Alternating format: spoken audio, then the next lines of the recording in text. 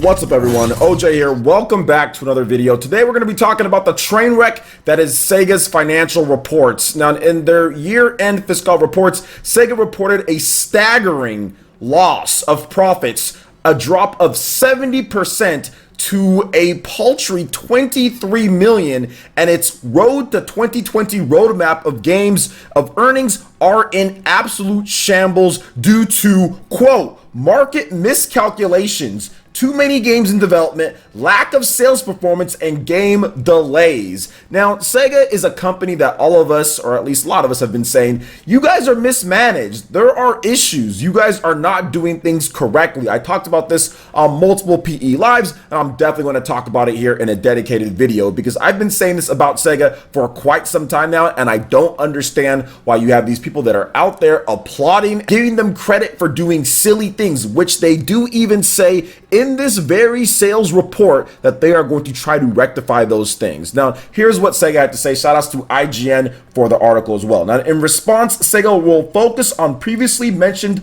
IP and may also throw in a, quote, remaster slash re-release or two and potentially bring over more of its key franchises and games overseas. So once again, people have been asking for localizations. People have been asking for remakes or re-releases of popular games. Sega hasn't really been doing any of that outside of like their Sega Genesis Mini or their crappy AT game stuff, or just like the collections that they've been doing, but they've been doing that forever. People want the stuff that we haven't got our hands on yet. People want a lot of Dreamcast stuff. People want a lot of Persona stuff and all of that. And basically what I'm going to talk about here is Sega admitting that they're fake console exclusives. And what I mean by that is that releasing a game on one console as an exclusive is not working out for them. It's not working out for them, and it's a bad idea. And going forward, you're probably not going to see that because these companies aren't giving Sega anything for it. They're just doing it just because. The developers are being left unchecked when it comes to what's best for the company, because you can't sit here and say all these PlayStation exclusives are helping you out when your profits drop 70% to 23 million because you have a lack of new customers or more people to sell to. Once again,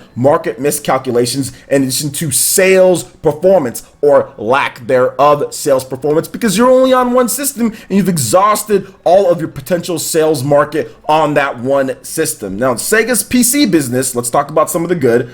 They did say that that is doing well with Yakuza 0 and Yakuza Kiwami, and Sega sees a PC market as a place for big opportunities for increased earnings. So yeah, that's interesting. You put it out on another system, more people can buy the game, all of a sudden you have increased profits. Makes sense, doesn't it, Sega? Now, they did say that they will continue to port these titles. Now, while some of its titles like Yakuza series and mainline Personas have stuck to PlayStation hardware when it comes to console development, this new strategy will, quote, affirms its new games will come to all systems, from PC to mobile and even next-gen consoles like the PlayStation 5. So there you go. They've basically admitted beforehand saying lack of game sales development, and going forward that their games are going to be on all systems, from PC to mobile to kind of everything. And that's what the smart Japanese companies have been doing. Now look, guys, Japanese developers, they have their fair share of issues, but Sega is in this rare category of they probably have the best IP that they own out of all the companies in Japan. All the third-party companies, Sega probably has the best IPs. When it comes down to it, between Sonic and Skies of Arcadia, Jet Set Radio, Jet Grind Radio, all the different stuff they have, Crazy Taxi, look at all the stuff that they have. They have all of Atlas and all of their IPs, yet they're barely making any money when it comes to a mega corporation or a big third-party developer. There are multiple Japanese developers that absolutely trounce Sega in profits. Something has to give. There's something wrong. And I've talked about this multiple different times. While you have people applauding all the exclusives that they get on PlayStation systems, it's actually killing the company that you do love. It's killing that company because, once again, not everybody on PlayStation is going to want to buy this game or play it on there. Having it on PC, having it on systems, having it on multiple different platforms to sell your game is going to increase the popularity, is going to increase your profits, and it's going to make things better. Once again, I don't see why Sega has held to this. We're going to only release on this platform. And even if you talk to their developers, like when it comes to the Yakuza guy, he didn't even really have any good reasons why it's not on other systems. It just is. And they put it on PC, and then all of a sudden, oh wow, we see some earnings increase. This is great.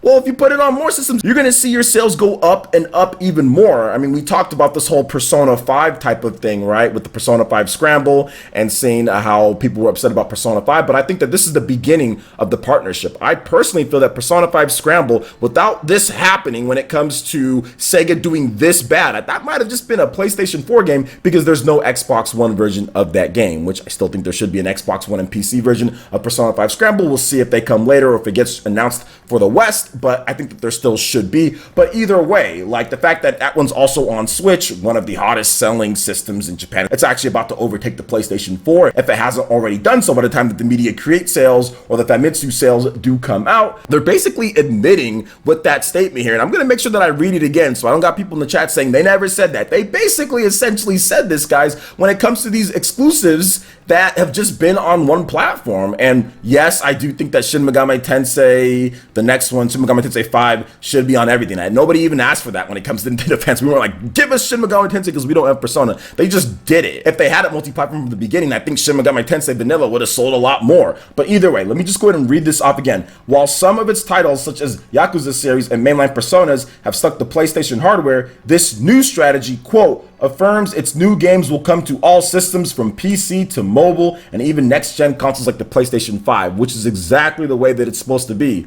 They're looking at what's going on, the market miscalculations. That's one of the things here. Market miscalculations and sales performance or lack of sales performance. The market miscalculations is thinking that you can sit there and make console exclusives and actually have it boost your sales over multiple years. That's one of the market miscalculations. Another market miscalculation is not supporting the hottest systems coming up on the market, like for example the Nintendo Switch, miscalculating what people want with PC gaming as well. There's also miscalculations there. Persona 5 should be on PC too. Oh, and there also should be like Persona 3 HD remastered. There also should be Persona 4. You shouldn't be making Dancing Moon Night games and stuff like that with the budgets. Those should go to more of the core games, which once again they did admit. They say a remaster slash re-release or two to potentially bring over more of its key franchises and games overseas. So these are all things that people have been asking for Sega to do, and they just haven't done it. They haven't done it. They have a good quarter or they have a good year. They say, look, the way that we're doing it is fine, but what happens when that runs out? What happens when that well of what you're doing and people get fed up with it? Because people want Skies of Arcadia. People want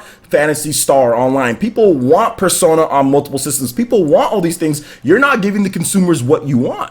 You're basically just letting developers do what they want and letting them say, oh no, we're only going to do it on this. It's the ridiculousness and the conservativeness of this company that's basically making them drop 70% in profits. Guys, this is a publicly traded company. This is not a privately owned company. This is publicly traded. Investors are probably shook right now. They are absolutely shook because they had a roadmap. They had a road to 2020 roadmap of games and earnings that they were supposed to stick by, that they presented to their investors, and they didn't even get like near it. They were nowhere near what they were supposed to do with this 70% profits drop. 23 million is pitiful for a company with the history, the legacy, the ideas, and what Sega has. They have so many IPs from Shining Force, Skies of Arcadia, just all these different things that they have, and they're not utilizing it at all. They're pigeonholing their big franchises like Yakuza and also Persona. They're putting them only to where you can only find it on these systems, and once the sales are done, those sales are done. People don't rush out there and buy it in droves. You need to make sure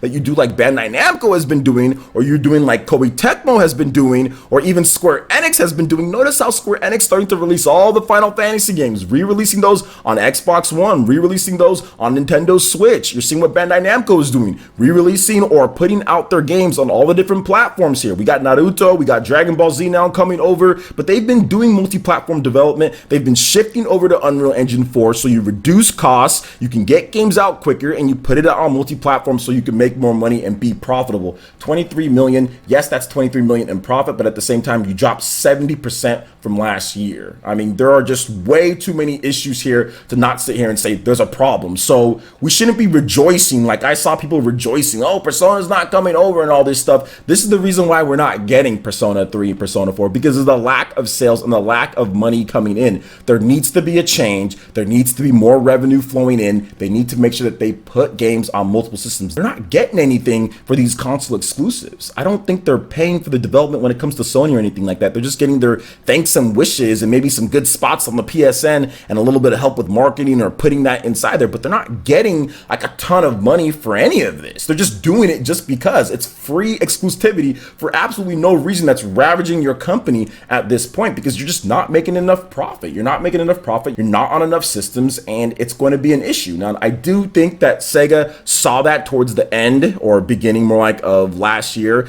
Valkyria Chronicles 4, I don't think that game was planned for the Nintendo Switch and Xbox One. I felt that they said, okay, we need to start getting this out more. So maybe that's the beginning of their new line of thought process when it comes to it, and we'll see what happens going forward in the future. But Valkyria Chronicles 4 did pretty well having it on all the different systems, did pretty well on the Nintendo Switch, not so on the Xbox One, but that's understandable considering the type of game that it is. But more systems is on, it's definitely going to do better, because if you look at just the PlayStation sales, obviously those weren't like carrying the whole thing or anything like that. You need both. You need all the different systems to really kind of put a dent in there, because there's so much competition from all these other developers and publishers. So we'll see what Sega does going forward in the future, and hopefully they kind of get things together, because they need to start re-releasing their IPs. Right? They need to start putting out games and localizations, because people have been clamoring for that. They need to start putting stuff out what people want. This old way of thinking and what they're doing before isn't working for them. It's obviously not working, and they're going to have to change. So we'll see what happens going forward in the future. So what do you guys think about Sega's earnings reports here and everything? Let me know your thoughts in the comment section below. All right, guys, that wraps it up for this video here. Go and check out the links in the description below. We got Facebook and Twitter. Go and give us a like and a follow on our social media. Hit that like button if you did like this video. Let me know you guys want more content like this going forward in the future. And subscribe to PlayerEssence for this RPG, Japanese, and Nintendo gaming news.